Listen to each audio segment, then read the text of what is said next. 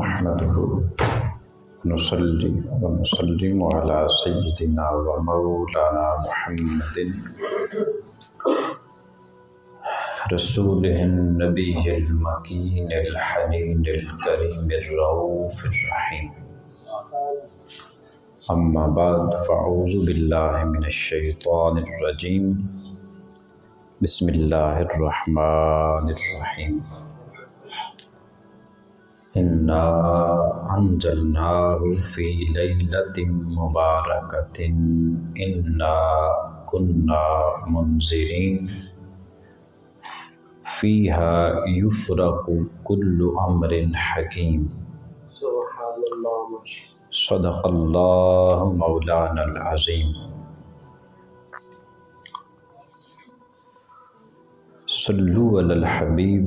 اللہم صلی علی سیدنا و مولانا محمد وعلی آلہ وصحبہ وبارک وسلم. الصلاۃ والسلام علیک یا سیدی یا رسول اللہ وعلی آلک واصحابک یا سیدی یا حبیب اللہ. معزز سامعین، اللہ رب العزت کے فضل اور اس کے محبوب صلی اللہ علیہ وآلہ وسلم نظر رحمت کے توسط کے ساتھ جمعۃ المبارک کی آج کی اس نشست میں ہم سب حاضر ہیں. ماہ شعبان المعظم ہے کہ ماہ رمضان المبارک کے بعد نبی صلی اللہ علیہ وآلہ وسلم کا پسندیدہ ماہ مبارکہ. اللہ پاک نے اس ماہ مبارکہ میں کی جو درمیانی رات ہے 14 اور 15 کی درمیانی شب، جس کو شب برات کے نام سے یاد کیا جاتا ہے، اللہ پاک نے اس رات میں بڑی فضیلتیں رکھی ہیں. نبی صلی اللہ علیہ وآلہ وسلم نے فرمایا قیامت اس وقت تک نہیں آئے گی جب تک میری امت میں 30 دجال پیدا نہیں ہو جاتے. یہ بہت زیادہ فتنوں کا دور کہ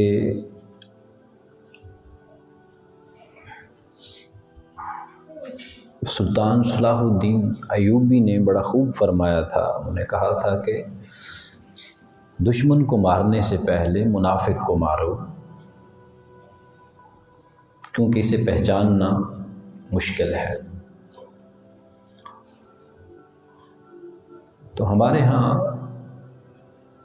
وہ جو منافقت کا لبادہ ہے، چونکہ ایک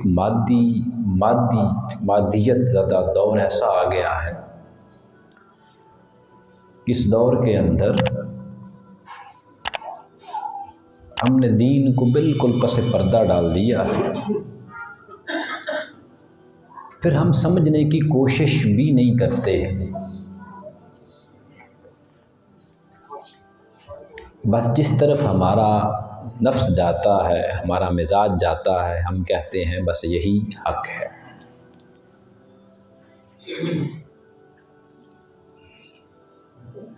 جب بھی کوئی بالخصوص دین اسلام کا اہم ایونٹ ہوتا ہے، خاص دن ہوتا ہے، اس دن ہی ہمیں ہمارے بعد طبقات کو یا 2-4 نام نہاد سکالر کو ان کے پیٹ میں درد اٹھتا ہے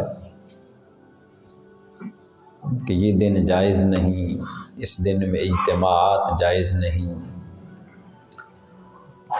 یہ کہیں سے ثابت نہیں ہے. ایک ہم پہلے ہی اللہ اور اس کے رسول سے دور ہو چکے ہیں. سب جانتے ہیں کوئی یہ چھپی ہوئی چیز تو ہے نہیں، دین احکام سے ہم عاری ہیں، دور ہیں. نمازیں ہم کتنی کی پڑھتے ہیں وہ بھی سب جانتے ہیں، روزے کتنے ہیں وہ تو ہم بہتر جانتے ہیں. اوپر سے رہی کئی جو کسریں ہیں کہ یہ جو عظیم دن آتے ہیں جس دن میں ایک عام شخص کا بھی مسجد میں رجوع کرنے کا اس کا دل کرتا ہے۔ ان ایام میں یہ جو نام نہاد طبقہ ایک اٹھتا ہے، وہ کرتا کیا ہے کہ کوئی کتب اٹھاتا ہے، کتاب اٹھاتا ہے، ایسے کہتا ہے یہ دیکھیں لکھا ہوا ہے اس کتاب کے اندر فلاں امام نے، یہ دیکھیں واضح لکھا ہوا ہے کہ یہ دن کی کوئی حیثیت نہیں ہے۔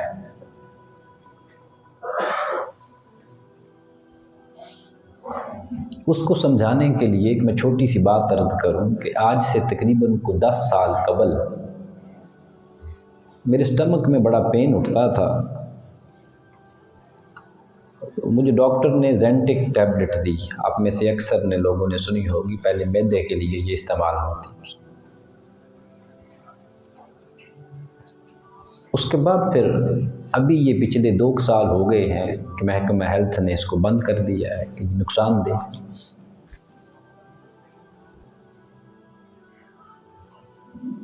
اب کیا کہا جائے اس بارے میں کہ جنہوں نے یہ بنائی ہے، جنہوں نے یہ کی، انہوں نے جان بوجھ کر انسانیت کے اوپر ظلم کیا ہے۔ ایک لمبے عرصے تک تقریباً 50-60 سال وہ چلتی رہی ہے، وہی فارمولہ تھا۔ اس کے بعد آگے اومیپرازول آ گیا، پھر ایسو آ گیا، ڈاکٹر صاحب بیٹھے، ابھی تو اور نئے سالٹ آ گئے ہیں ڈاکٹر صاحب، ابھی تو اور نئے سالٹ آ گئے۔ تو کیا سمجھا جائے، وہ جو پہلی والی تھی انہوں نے جان بوجھ کر ظلم کیا ہے ہمارے اوپر۔ ابھی یہ بھی ہو سکتا ہے اور بہت ہوا ہے ایسے کہ کوئی چیز جس کو پہلے کہا گیا کہ یہ چیز نقصان دہ ہے، جیسے آج سے 15-20 سال بیک چلے جائیں، یہ باتیں اس لیے کر رہا ہوں یہ ایزیلی آپ لوگوں کے مائنڈ میں آ جاتی ہیں۔ 15-20 سال بیک چلے جائیں تو جس کے سر میں خشکی ہوتی تھی، اب وہ کہتے تھے کہ وہ سلفر پاؤڈر ایک استعمال ہوتا ہے کہ وہ تیل میں ڈال کے لگائیں، پھر کہا گیا تیل بالکل بند کر دیں جن کے سر میں خشکی ہے۔ ابھی پھر نئی سرچ آ رہی ہے، نئی تحقیقات آ رہی ہیں کہ یہ آپ نے تیل لگانا چھوڑ دیا ہے تو جسموں کے اوپر خارش بہت زیادہ ہونا شروع ہو گئی ہے، اس لیے اب اس کا استعمال شروع کریں۔ اب کس کو غلط کہیں، کس کو صحیح کہیں؟ نہ یہ غلط تھے نہ وہ غلط تھے، ہر کسی نے اپنی اپنی سوچ کے مطابق کہہ دیا کہ یہ صحیح ہے، یہ غلط ہے، یہ ایسے ہے، یہ ویسے ہے، بس۔ ابھی دیکھیں نا کہ ہمارے ہاں رنگت کالی ہوتی ہے، سورج میں نہ جائیں، ہم نے دھوپ میں جانا چھوڑ دیا، اب وہ وٹامن D3 کی اتنی کمی ہو گئی ہے ہمارے ہاں، بچوں میں یہ مسائل شروع ہو گئے۔ اب پھر کیا ہے جی کہ دھوپ کو لازم پکڑو۔ ایسے ہی یاد رکھ لیں، کوئی ایک حدیث ایسے ہوتی ہے، کوئی ایک مفسر ہے، ایک محدث ہے، اس نے اس کو پڑھا، اس نے کہا بھی یہ جائز، یہ صحیح نہیں ہے۔ اب اس محدث کی سوچ تھی، جیسے مجھے کو کہے جی کہ میں محدث ہوں، میں بھی اپنے آپ کو لکھ دوں جی محدث اعظم ہوں، تو ہمارے ہاں یہ ٹائٹل دینا تو مشکل کام ہے ہی نہیں ہے۔ کوئی کتاب لکھ دوں، اوپر لکھ دوں، کوئی میرے بھی تو 2-4 مقلد ہوں گے نا آپ میں سے، اٹھ جائیں گے جی ہمارے علامہ صاحب نے یہ لکھا ہے، دیکھیں جی انہوں نے یہ لکھا ہے، ایسے ہی محدث بن جاتے ہیں بنے ہمارے دور کے اندر۔ تو کہہ دیں جی کہ جی یہ ایسے ہے تو انہوں نے لکھا ہے جی غلط ہے۔ اب میں نے ایک نے لکھا ہے یہ غلط ہے، بقیہ جو 50 لوگوں نے لکھا ہے صحیح ہے، اب کدھر جائیں؟ وہ 50 کو غلط قرار دے دیں۔ اب نبی صلی اللہ علیہ وسلم نے فرمایا اجتماعیت میں برکت ہے۔ کیا فرمایا؟ اجتماعیت میں برکت ہے، لہٰذا تم کبھی بھی اکیلے نہ ہو، جدھر اجتماع زیادہ ہو تم بھی ادھر پلٹ جاؤ، فلاح پا جاؤ۔ اب ایک محدث کسی نے لکھا بھی یہ حدیث صحیح نہیں ہے، ماہ شعبان المعظم کی جو 15 شب ہے، شب برات جس کو ہم کہتے ہیں، بھی یہ جائز میں کوئی خاص جو ورد ہے جو روزہ رکھا جاتا ہے، یا نبی صلی اللہ علیہ وسلم نے اس کا حکم نہیں دیا، پراپر نہیں کیا۔ کسی ایک نے لکھا کہ یہ صحیح نہیں ہے، اب دیگر جو اس کے برعکس 50 کہہ رہے ہیں کہ یہ عمل ثابت ہے، اب 50 کو چھوڑ دیا جائے، آپ ایک کا مزاج نہیں مان رہا، اس کو آپ ایک کو مان لیا جائے۔ خدا کے لیے یہ علم کی باتیں ہیں، ان کو تھوڑا سا ذہنوں میں بٹھانے کی کوشش کیا کریں، ایسے ہوتا نہیں ہے۔ پھر اگلی چیز، اب نبی صلی اللہ علیہ وسلم کی ذات گرامی کے بڑے سارے اعمال جسے ہم سنت غیر موقدہ کہتے ہیں، سنت غیر موقدہ، تراویح ہے، سنت موقدہ، اس پر جو سختی سے عمل وہ سیدنا عمر فاروق نے کیا، نبی صلی اللہ علیہ وسلم نے نہیں کیا۔ اب کیا کیوں نہیں؟ پسندیدہ نماز تھی آپ کی یہ، مگر کبھی کبھار آتے، اکثر آپ نہ آتے۔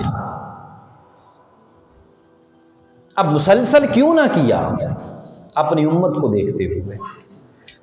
اگر نبی صلی اللہ علیہ وسلم کی ذات گرامی سے مسلسل کرتے تو یاد رکھیں یہ نماز تراویح ہم پر فرض ہو جاتی ہے، اور فرض کو چھوڑے تو وہ گناہ گار ہوتا، اسے عذاب ہے۔ اسی لیے نبی صلی اللہ علیہ وسلم نے بہت سارے اعمال ایسے جن کو آپ پسند تو کرتے تھے، جیسے ہمسائے کا خیال کرنا، اتنی تاکید فرماتے ہمسائے کے بارے میں کہ صحابہ اکرام کہتے ہمیں لگتا بھی شاید نبی صلی اللہ علیہ وسلم کبھی ہماری جائیداد میں ہمسائے کا جو حق ہے اسے بھی وارث مقرر نہ کر دیں اپنی جائیداد،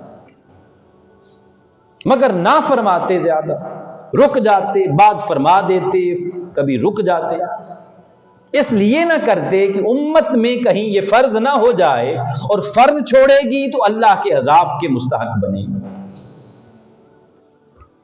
اسی لیے جب شب برات آئے، شب میلاد آئے، شب معراج آئے، آقا صلی اللہ علیہ وسلم کی ذات گرامی نے باقاعدگی کے ساتھ کبھی بھی اجتماعات نہیں کیے۔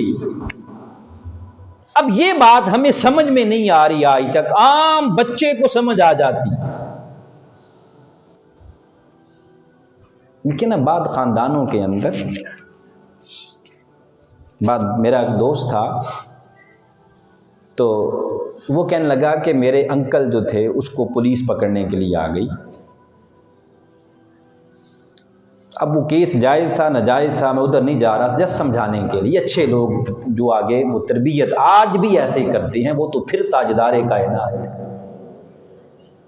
ہم تو اپنے بچوں کا اتنا خیال نہیں کرتے جتنے نبی صلی اللہ علیہ وسلم کی ذات گرامی اپنی امت کے لیے شفیق ہے۔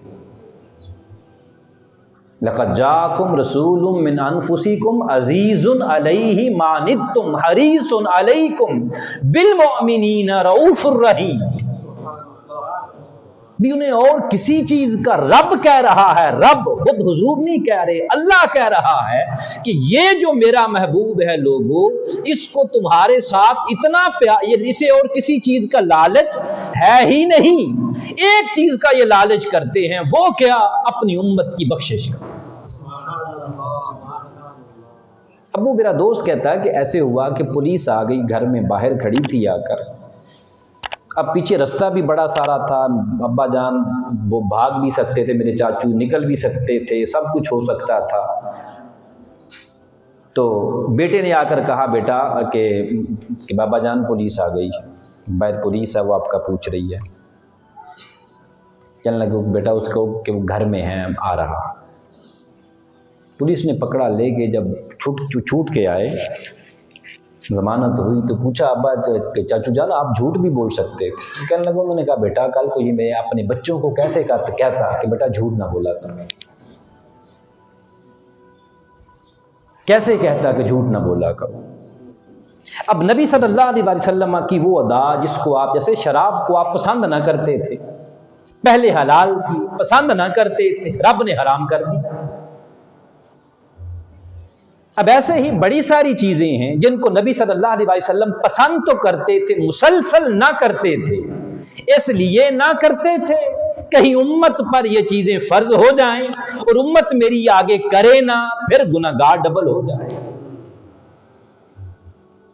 بات سمجھے آپ؟ کہ کسی کو نہیں سمجھ آئی، سب کو آ گئی ہے تو پھر میں آگے چلتا ہوں۔ اس لیے نبی صلی اللہ علیہ وسلم کی ذات گرامی بعد اوقات کوئی عمل کر لیتے، بعد اوقات نہ کرتے، اس لیے کبھی اسے کہا جاتا یہ سنت غیر موقدہ ہے۔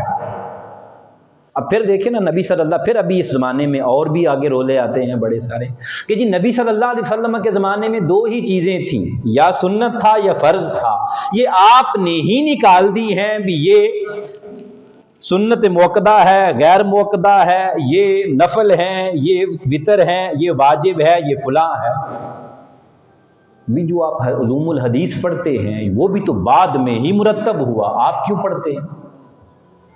یہ حدیث کہتے ہیں نا بھی یہ حدیث صحیح ہے، حسن ہے، ضعیف ہے، یہ بھی تو بعد میں ہی مرتب ہوا، یہ تو نبی صلی اللہ علیہ وسلم کے زمانے میں نہیں تھا۔ اب قرآن کے 5 علوم ہیں، شیخ عبدالحق محدث دہلوی نے اس پر بحث کی، اس زمانے میں تو اخذ نہیں کیے گئے تھے، بعد میں آ کے آپ نے اخذ کر دیے، 5 مضامین ان کے قرار دیے گئے، بنیادیں 5 آگے، پھر ان کی لگ سے آگے شاخیں۔ ایسے ہی اصول تفسیر کا یہ قوانین پہلے تو نہ تھے، اب آ گئے ہیں، اب کہاں سے آ گئے؟ وقت کی ضرورت پڑ گئی۔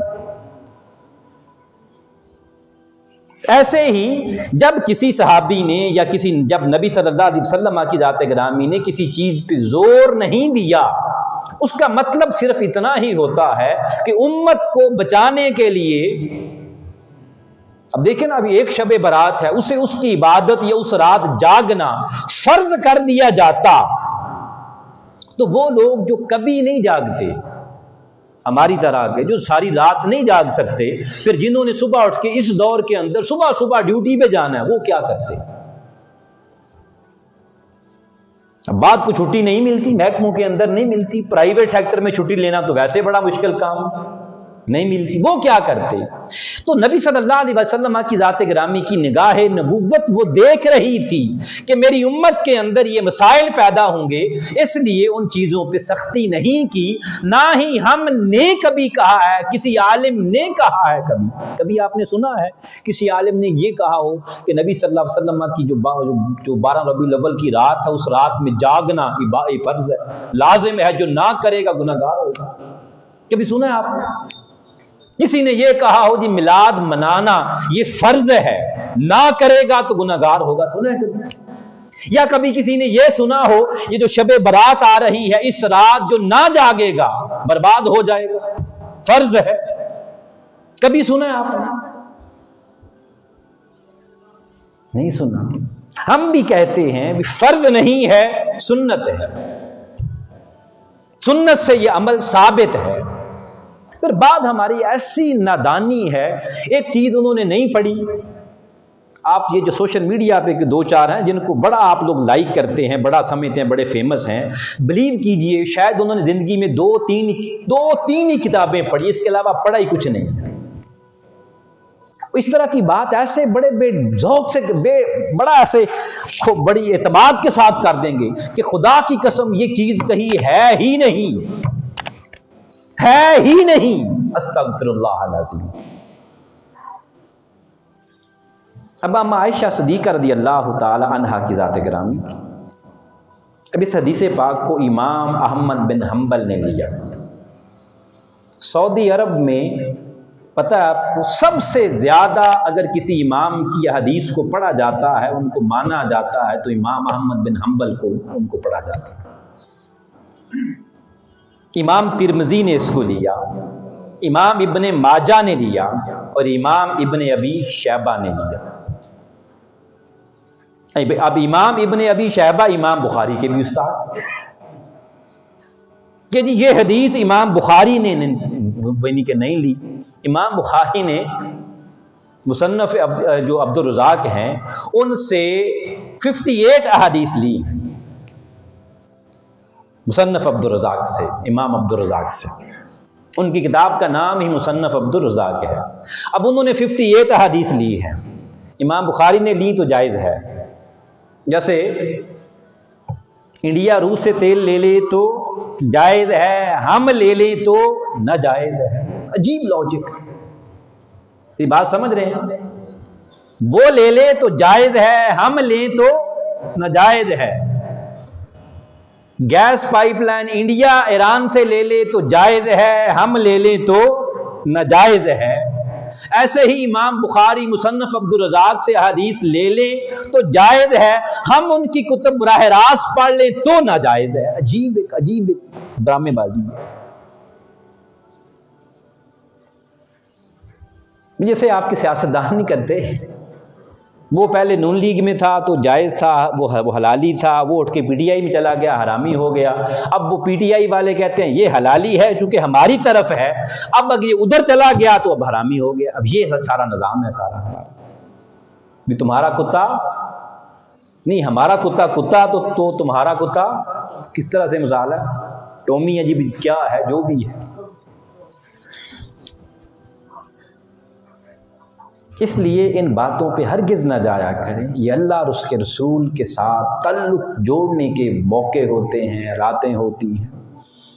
پھر دیکھیں نا، نبی صلی اللہ علیہ وسلم نے فرمایا، جہاں پر ایک روایت میں ہے 400، ایک روایت میں ہے 40 لوگ جمع ہو جائیں، اس مجمع پر اللہ تعالیٰ اپنی نظر رحمت فرماتا.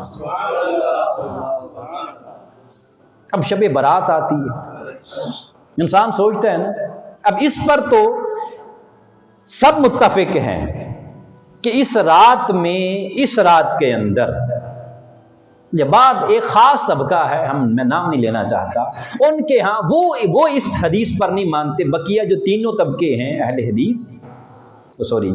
اہل دیوبند اور مکتبہ فکر بریلوی اس ملک کے اندر، اور اہل تشیع، مین طبقے یہی ہیں. ان سب کا اس بات پر تو اتفاق ہے کہ اس رات میں ما سوائے اس ایک طبقے کے، وہ آپ سمجھ جائیں گے کہ وہ کہتے ہیں کہ نہیں، اس رات میں نہیں تو یاد رکھ لیں اس ماہ مبارکہ کے اندر سب مانتے ہیں. اس ماہ مبارکہ کے اندر جن لوگوں نے اگلے سال جن کو کتنا رزق دیا جانا ہے، کس نے پیدا ہونا ہے، کس کو کیا ملنا ہے، کس کو کیا ملنا ہے، یہ ساری لسٹ جس فرشتے کی جو ڈیوٹی ہے ان کو تھما دی جاتی ہے.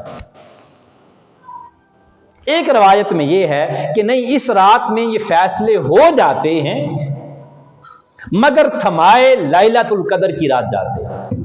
بس زیادہ سے زیادہ ان دو واقعات میں اگر تطبیق کی ہے تو یہی کی ہے، اس کے علاوہ کسی محدث نے یاد رکھ لیں اور کوئی تطبیق کی ہی نہیں. بس یہ اتنا کہ اختلاف پایا جاتا ہے.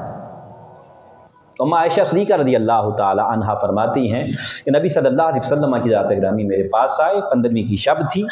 اب اس میں 2-3 روایات ہیں. ایک روایت میں یہ تھا کہ آپ صلی اللہ علیہ وسلم کی ذات گرامی رات کو اٹھے، ام عائشہ سو رہی تھیں، آپ فرماتی ہیں میری آنکھ کھلی، میں نے دیکھا بستر پہ نہیں تھے. دوسری روایت میں یہ ہے کہ نبی صلی اللہ علیہ وسلم آئے، ام عائشہ فرماتی ہیں مجھے آ کر کہنے لگے، اے عائشہ کیا تم مجھے اجازت دیتی ہو کہ آج کی رات میں اپنے رب سے استغفار کروں؟ آپ نے عرض کیا یا رسول اللہ میں کون ہوتی کو آپ کو منع کرنے والی، آپ کیجئے. پھر ساتھ ہی فرمایا عائشہ آج کی رات شب برات کی رات تھی، فرمایا عائشہ آج کی رات اللہ تعالیٰ بنو کلب کی بکریوں کے بالوں کے برابر امت محمدیہ کے افراد کو جہنم سے آزاد فرما دیتا.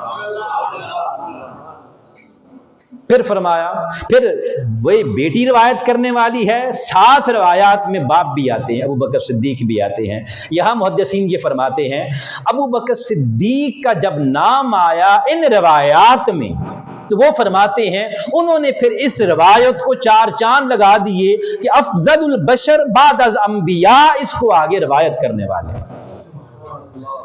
وہ فرماتے ہیں کہ نبی صلی اللہ علیہ وآلہ وسلم نے فرمایا اللہ تعالیٰ اپنی شان کے لائق آسمان دنیا پہ آ جاتا ہے. یاد رکھ لیں جیسے ہمارا چڑھنا ہے نیچے اترنا ہے، اللہ پاک ان چیزوں سے پاک، وہ ہے ہی سبحان، وہ اپنی شان کے لائق آ جاتا ہے اور آ کے ندا دیتا ہے کہ مجھ سے بخشش مانگنے والا۔ ذرا تھوڑا سا تصور میں لائیں، 1-2 منٹ رہ گئے ہیں، تھوڑا سا ذرا تصور میں لائیں، سوچیں کیسا مالک ہے، اپنے باغی بندوں کو کہہ رہا ہے، وہ بندے جن کو رزق دیتا ہے، جن کو اس نے سانسیں دی ہیں، جس کو اس نے مال دیا ہے، جس کو اس نے گھر دیا ہے، اتنا کچھ دیا ہے، وہ پھر اس کا جو کہنا نہیں مانتے، ان کو پھر موقع فراہم کر رہا ہے آسمانی دنیا پہ آ کے اپنی شان کے لائق، میرے بندو ہے کیوں پریشان، آ جائے میری بارگاہ میں اس کی پریشانی کو دور کر دوں۔ کبھی مالک بھی آوازیں دیتے ہیں، فرشتے تو دیتے ہیں، نوکر ہیں اس کے، کبھی وزیر اعظم بھی آ کے آوازیں دیتے ہیں گلیوں بازاروں میں، کبھی صدر بھی دیتے ہیں، مالک کل۔ چلو وزیر اعظم کی محتاجی ہے، اسے پتا ہے نہیں میں نے آواز کبھی دی یا کسی کو نہیں بھیجا تو سال بعد 2 سال بعد جب الیکشن ہوں گے مجھے ووٹ نہیں ملیں گے، اس اللہ کو تو پرواہ ہی نہیں۔ پیار دیکھیں اپنے بندوں کے ساتھ، اور ہم ہیں اپنے مالک سے ہی رابطہ توڑے بیٹھے۔ آواز دیتا ہے خود آ کر، او بندو گناہ کر بیٹھے ہو، جی باری تعالیٰ آ جاؤ پھر آج کی رات دریائے رحمت جوش میں ہے معاف کر دوں، آ جاؤ پھر آج کی رات رزق بانٹ رہا ہوں میری بارگاہ سے مانگ لو عطا کر دوں گا، آ جاؤ پھر آج کی رات اولاد نہیں ہے میری بارگاہ سے وہ بھی مانگو وہ بھی دے دوں گا۔ البتہ سیدنا صدیق اکبر نے فرمایا کہ آقا نے فرمایا رات ایسی ہے رب کہتا ہے دریائے رحمت جوش میں ہے، جو مانگنا ہے مانگتے جاؤ تو صبح طلوع فجر تک، جو مانگنا ہے مانگتے جاؤ تو مانگتے جاؤ اور میں دیتا جاؤں۔ پھر ایسا ہے اس کا خزانہ ایسا ہے اس میں کمی نہیں ہوتی، اس کے خزانوں میں کمی نہیں ہوتی، ہر ایک کا خزانہ کم ہو جاتا ہے، اس کا خزانہ کم نہیں ہوتا، تو ایسا مالک ہے۔ تو آئیں اس رات کو ہم بھی اپنے یہاں بیٹھیں گے تھوڑی دیر کے لیے، اپنے مالک کی بارگاہ میں کچھ چند آنسو بہانے کی کوشش کریں گے، اس کو آنسوؤں کے ساتھ بڑا پیار ہے، دعا کریں گے، چند نوافل پڑھیں گے، چند اس کی خشیت کی باتیں کریں گے، اپنے مالک کو راضی کرنے کی کوشش کریں گے۔ اللہ پاک ہم سب کو عمل کی توفیق عطا فرمائے۔